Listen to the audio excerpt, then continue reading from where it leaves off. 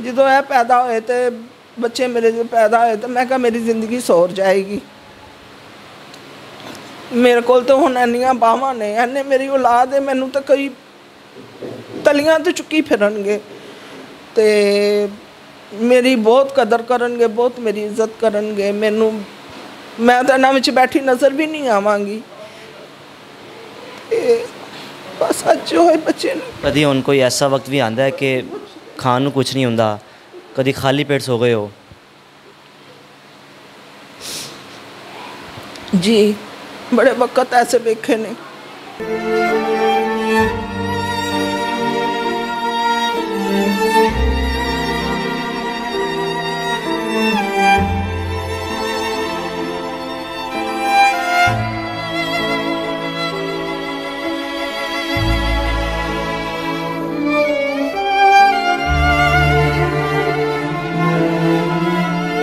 मेरा पाकिस्तान की वीडियोस को देखने के लिए चैनल को सब्सक्राइब कीजिए और बेल आइकन को क्लिक करना मत भूलिए ताकि आपको हमारी तमाम आने वाली वीडियोस बआसानी मिल सकें। बिस्मिल्लाहिर्रहमानिर्रहीम, अस्सलाम वालेकुम नाज़रीन, आप देख रहे हैं मेरा पाकिस्तान और मैं हूं आपका होस्ट हारिस भट्टी। मेरे साथ मौजूद हैं मुसर्रत साहिबा। इनकी कहानी बड़ी दर्दनाक है। 6 इनके बच्चे हैं, 3 बेटे हैं और 3 बेटियाँ हैं।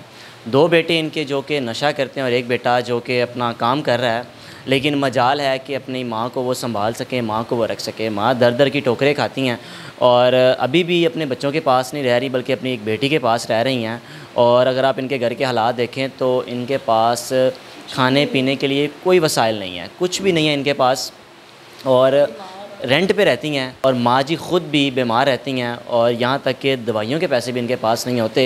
लम्हा फ़िक्री है हमारे माशरे के लिए कि वो माएँ जो सारी ज़िंदगी अपनी औलाद को संभालती हैं, उनको पढ़ाती हैं, उनको बड़ा करती हैं, जवान करती हैं, लेकिन जब माओं को संभालने का वक्त आता है तो बच्चे आखिर माओं से क्यों दूर हो जाते हैं। सब इनकी ज़बानी जानेंगे कि इनके बच्चे आखिर कहाँ हैं और इनकी ज़िंदगी गुजर कैसे रही है, क्योंकि ना इनके पास खाने को कुछ है, ना पीने को कुछ है, ना इनके पास कुछ पैसा है। अस्सलाम वालेकुम माँ जी। वालेकुम सलाम बेटा। माँ जी, कितना अरसा हो गया आपके खामन को फोत हुए?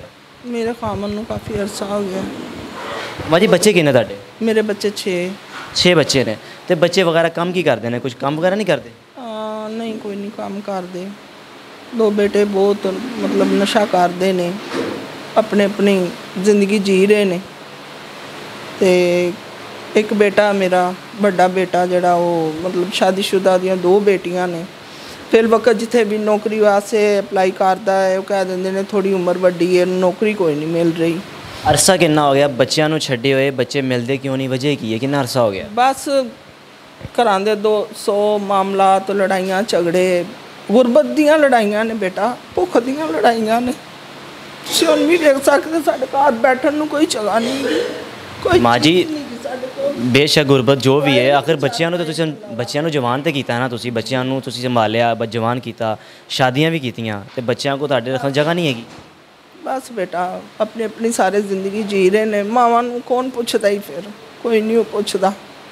मावां तो नहीं ही इसलिए ने औलाद पैदा करे तो बस माँ फारग जवान हो जान बच्चे तो फिर मावां कितने मावां रहिंदियां ने, कोई घट ही कोई मुकदरा वाली माँ में सोच आती है, कभी यह सोच आती है कि जिन्होंने बच्चों असी मैं पाल रही हाँ, जवान कर रही हाँ, कल नूं इन्हां बच्चों ने मैनूं नहीं संभालना, तो सोच आती कि कभी भी नहीं सी आया।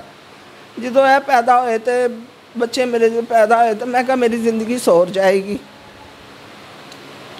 मेरे को तो हुण इन्नियां बाहां ने, इन्ने मेरी औलाद है, मैनू तो कई तलियां तो चुकी फिरनगे ते मेरी बहुत कदर करनगे, बहुत मेरी इज्जत करनगे। मैं तो इन्हां विच बैठी नज़र भी नहीं आवांगी। बस अच्छे होए बच्चे ने। कभी हुण कोई ऐसा वक्त भी आंदा है कि खाण नूं कुछ नहीं हुंदा, कभी खाली पेट सो गए हो? जी बड़े वक्त ऐसे देखे ने। बच्चे भी मेरे कारोबार कोई नहीं गा, उन्हां दा भी हालात हो जाए तंग ने कि बस। माएँ ही होती हैं, हालांकि बच्चों की जिम्मेदारी है माँ को संभालना, माँ की देखभाल करना, लेकिन माँ मजाल है कि बच्चों को बुरा भला कह रही हूँ। यही बात उनके मुंह से निकल रही है कि बच्चों के पास खुद भी कारोबार नहीं है, बच्चे मुझे किस तरह संभालें। तो माँ जी खाबन दे होंदे ते तुहानूं कोई मसले मसाइल नहीं होंदे होणगे, लेकिन बच्चों को कम अज़ कम थोड़ा जिहा ख्याल होना चाहिए ना अपनी माँ का। चलो बेटा मैं तो सोचनी हाँ कि मावां दे अंदर रब अल्लाह पाक ने इहो जिहा दिल पाया होवे कि मावां गलत अपनी औलाद दा सोच ही नहीं सकदियां। मावां ही हुंदियां ने, अपनी औलाद नूं कदी भी बुरा नहीं कह सकदियां। हाँ गुस्से दे विच ते इंसान कुछ भी अपनी औलाद नूं कह सकदा वे, वो गुस्सा हुंदा वे, लेकिन उस तरह नहीं कि बस।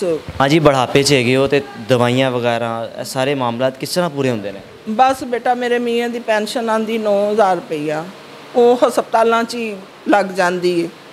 ਕੁਛ ਥੋੜ੍ਹਾ ਜਿਹਾ ਦਿਮਾਗ ਮੇਰਾ ਕਰਦਾ ਵੇ, ਉਹਨੇ ਕਰ ਲਿੱਤਾ ਹੋਵੇ, ਕੁਛ ਥੋੜ੍ਹਾ ਜਿਹਾ ਮੇਰਾ ਸਾਥ ਹੈ, ਕੁਛ ਮੈਂ ਕਰ ਲੈਂਦੀ ਹਾਂ, ਕੁਛ ਮੇਰਾ ਉਹ ਦਿਮਾਗ ਕਰਦਾ ਵੇ। ਦਵਾਈਆਂ ਜਿਹੜੀਆਂ ਨੇ ਉਹ ਕਦੀ ਆ ਜਾਂਦੀਆਂ ਨੇ, ਕਦੀ ਕੋਈ ਵੀ ਨਹੀਂ। ਹਰ ਮਹੀਨੇ ਆਪਰੇਟ ਹੁੰਦਾ ਜੇ ਮੇਰਾ। ਮੈਂ ਅੱਜ ਹੀ ਹੁਣੇ ਆਈ ਹਾਂ। ਕਿਸ ਚੀਜ਼ ਦਾ ਆਪਰੇਟ ਹੁੰਦਾ ਸੀ? ਮੇਰੇ ਗੁਰਦਿਆਂ ਦਾ ਮਸਲਾ ਹੈ। ਜਿਹੜੇ ਡਾਇਲਿਸਿਸ ਹੁੰਦੇ ਨੇ ਤੁਹਾਡੇ? ਨਹੀਂ ਨਹੀਂ, ਉਹ ਨਹੀਂ ਹੁੰਦੇ। ਸਵੈਲਿੰਗ ਇੱਕ ਰਾਈਟ ਸਾਈਡ ਵਾਲਾ ਜਿਹੜਾ ਖੱਬਾ ਗੁਰਦਾ ਖਰਾਬ ਹੋ ਗਿਆ ਵੇ, ਸੱਜਾ ਵੀ ਮਤਲਬ ਪੱਥਰੀਆਂ ਨੇ। ਹਰ ਮਹੀਨੇ ਮਤਲਬ ਆਪਰੇਟ ਹੁੰਦਾ ਹੈ ਮੇਰਾ।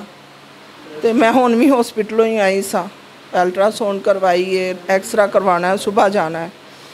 ਲੇਕਿਨ ਵੇਖੋ ਆਉਣ ਜਾਣ ਦੇ ਕਿਰਾਏ ਮੈਂ ਇੰਨਾ ਨਹੀਂ ਕਰ ਸਕਦੀ, ਮੁੜ ਕੇ ਮੇਰੇ ਕੋਲ ਦਵਾਈ ਨਹੀਂ ਆ ਸਕਦੀ। ਐਸੇ ਬੁਰੇ ਹਾਲਾਤ ਨੇ ਨਾ ਬੇਟਾ। कभी बच्चों कभी मिले हो, बच्चे दोबारा मिले ने कभी, या कभी मुड़ के भी उन्होंने मिले हो कि तुहाडी माँ किधर रहेगी ने पता? उन्हों का नहीं दिल करता मिलन नूं, वो नहीं मिलते क्योंकि मेरे को कुछ नहीं गा। मैनू किसी ने क्यों मिलना है? हर गल बेटा पैसे दे नाल सारा कुछ, जिंदगी का ना ही पैसा वे। हुण मैं कुछ कर भी नहीं सकती क्योंकि मैं आप बीमार हो गई हाँ। लोगों के घर च काम कर नहीं सा, ਉਹ ਖੜੇ ਰਹਿ ਕੇ ਕਿਚਨ ਦੇ ਵਿੱਚ। ਉਹ ਮੇਰੇ ਗੁਰਦਿਆਂ ਦਾ ਮਾਮਲਾ ਜ਼ਿਆਦਾ ਬਣ ਗਿਆ। ਅੱਜ मैं तकलीफ ਵਿੱਚ ਹਾਂ बड़ी, लेकिन कोई नहीं पूछता किसी ने भी बेटा।